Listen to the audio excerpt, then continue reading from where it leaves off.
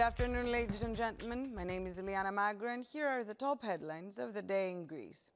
One of the largest U.S. Army exercises in Europe is set to take place over the coming weeks, primarily in the Balkans, with the main phase of the exercise to be conducted in Greece, and more specifically in Petrochori, a village in Xanthi.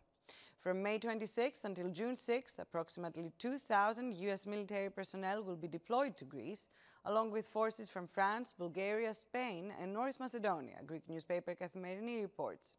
Smaller-scale scenarios will be simultaneously carried out in Slovakia, Albania, and Croatia, among other countries. The multinational exercise, known as LIVEX Immediate Response 2025, will feature several key training scenarios in Greece, including river crossing operations and air assault missions. The training will also cover responses to cyber attacks and protection against incidents involving chemical, biological, radiological, and nuclear warfare.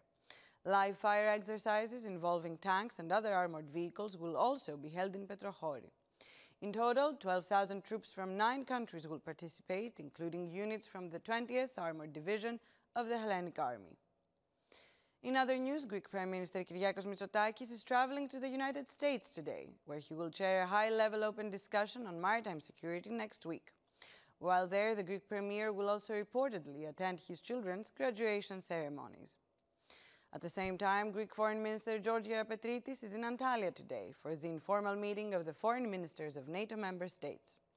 Greece is in favor of strengthening the collective defense capabilities and synchronizing the pace between the European Union and NATO, he said upon his arrival at the meeting. While there, he also had a meeting with his Turkish counterpart, Hakan Fidan. Now, a Greek-Turkish concert was held last night in the Athens Conservatoire, organized by the Turkish Embassy in Athens, under the auspices of the Greek and Turkish Ministries of Culture.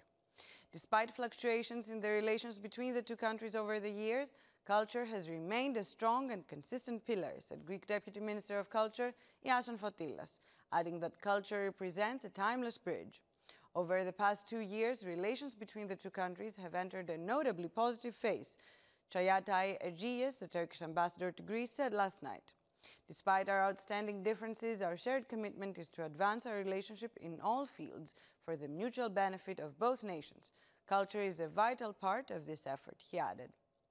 Now, a 38-year-old man has been arrested in Athens for attempting to import 2.5 kilograms of cannabis from Thailand through a private postal service, the authorities said today.